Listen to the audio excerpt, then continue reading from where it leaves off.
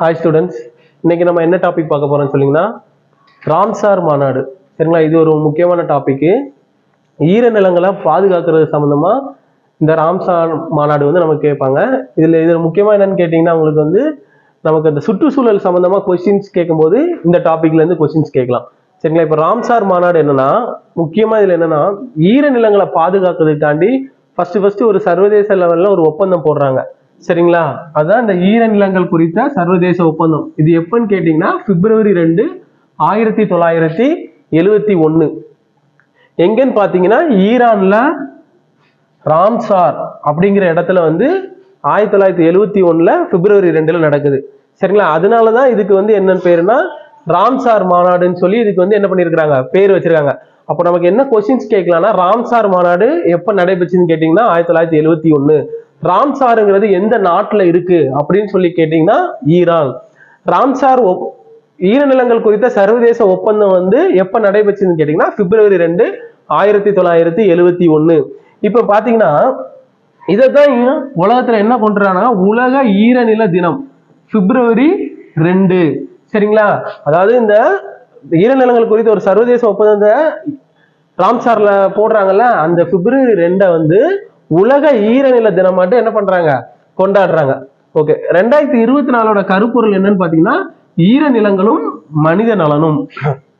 Okay, இப்போ மொத்த Ramsar தலங்கள் அப்படின்னு சொல்லி பாத்தீங்கன்னா இந்தியால எத்தனை இருக்குன்னு கேட்டீங்கன்னா 80 இருக்கு.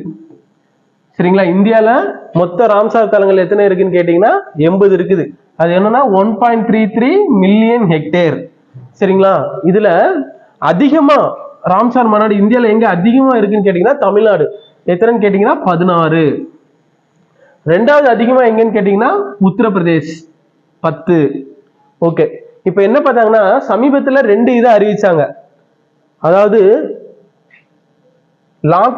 லாங்வுட் சோலா, இது எங்க இருக்குன்னா நீலகிரி. அடுத்து கரைவெட்டி பறவைகள் சரணாலயம். இந்த 2ஐயும் வந்து இப்ப சமீபத்துல தமிழ்நாட்டுல வந்து ராம்சார் தலமா சேர்த்தாங்க. அதையும் சேர்த்துதான் இப்ப எத்தனை இருக்குன்னு கேட்டீங்கன்னா 16. சரிங்களா, இப்ப சமீபத்துல வந்து கீழ்கண்ட எது வந்து ராம்சார் தலமா வந்து தமிழ்நாட்டுல சேர்த்தாங்கன்னு கேட்டாங்கன்னா இந்த லாங்கவுட்டும் கரைவெட்டி பறவைகள் சரணாலயம். ஓகே, இதுல இன்னொரு கொஸ்டின் என்னன்னு பாத்தீங்கன்னா, இந்த கரைவெட்டி பறவைகள் சரணாலயம் வந்து எப்ப அதை சரணாலயமா அறிவிச்சாங்க அப்படின்னு கேட்டீங்கன்னா 1999. ஓகே, அடுத்து இந்த ராம்சார் மாநாட்டுல வந்து இந்தியா எப்போ கையெழுத்து இட்டுச்சு அப்படின்னு பாத்தீங்கன்னா 1982. ஓகேங்களா, இந்தியா எப்போ அதுல கையெழுத்து இட்டுச்சுன்னு கேட்டீங்கன்னா 1982. ஃபர்ஸ்ட் மாநாடு எப்ப நடந்துச்சுன்னு கேட்டீங்கன்னா பிப்ரவரி 2, 1971. பிப்ரவரி 2 நம்ம ஈரநிலங்கள் தினமா கொண்டாடுறோம். இல்ல ஏற்கனவே இந்த கொஸ்டின் கேட்டாங்க, ராம்சார் மாநாடு ஃபர்ஸ்ட் எங்க நடந்துச்சு அப்படின்னு கேட்டீங்கன்னா 1971. இதுவும் கேட்டாங்க. உலக ஈரநில தினம் எப்படின்னு கேட்டீங்கன்னா பிப்ரவரி 2.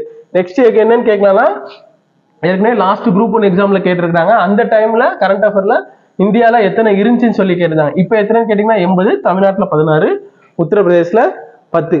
ஓகேங்களா, இது உங்களுக்கு என்ன வரப்போற குரூப் 2 மெயின்ஸ், குரூப் 1 மெயின்ஸ்ல வந்து சுற்றுச்சூழல் சம்பந்தமா கொஸ்டின்ஸ் கேட்கும்போது என்ன பண்ணலாம், இந்த பாயிண்ட்ஸ் எல்லாம் எழுதலாம். தமிழ்நாடுல வந்து சுற்றுச்சூழல் சம்பந்தமா என்ன பாதுகாப்பு இது பண்ணிருக்காங்க அப்படின்னு கேட்டீங்கன்னா தமிழ்நாட்டுல வந்து 16 ராம்சார் தலங்கள் இருக்கு அப்படின்னு சொல்லலாம். இல்லைன்னா என்ன பண்ணலாம், ராம்சார் ஒப்பந்தத்தை பத்தி 6 மார்க்ல எழுதுங்க, இல்லைன்னா 10 மார்க்ஸ்ல எழுதுங்க அப்படின்னு சொன்னீங்கன்னா இந்த பாயிண்ட்ஸ் ஃபுல்லா அப்படியே எழுதிட்டீங்கன்னா உங்களுக்கு என்ன வந்துடும், பாயிண்ட்ஸ் கண்டிப்பா கிடைச்சிடும். ஓகே ஸ்டூடெண்ட்ஸ், இன்னொரு கிளாஸ்ல பார்க்கலாம்.